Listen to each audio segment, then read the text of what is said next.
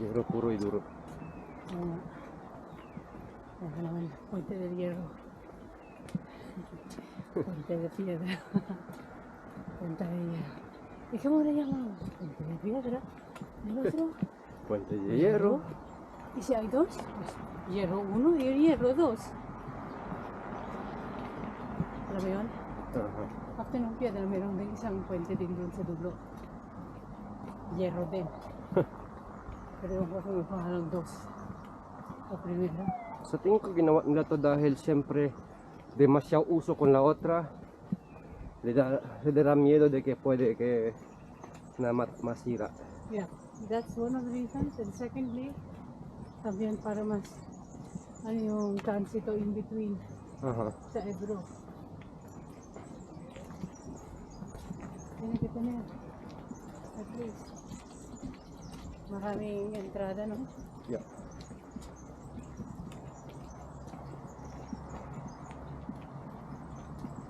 Tapos, sa springtime ito, ang ganda ng mga puno. Ajá. Ito, green lahat. Sí, aquí hay setas, eh.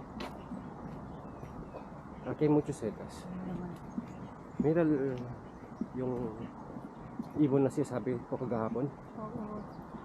Tingnan mo yung mga puno, may tumutubong setas. Oo nga eh. Okay yung chalo. Oh, parang ganun. So, imagine it.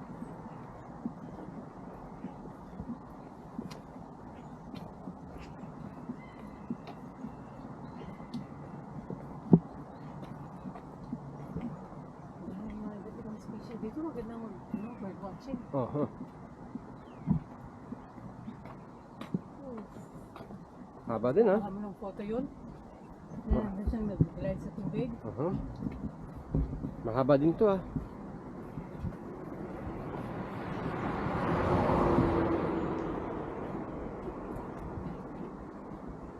Yeah. Yes, beautiful. Yan, tinamaan ng kidlat. Yung puno. Parang tinamaan ng kidlat yung puno.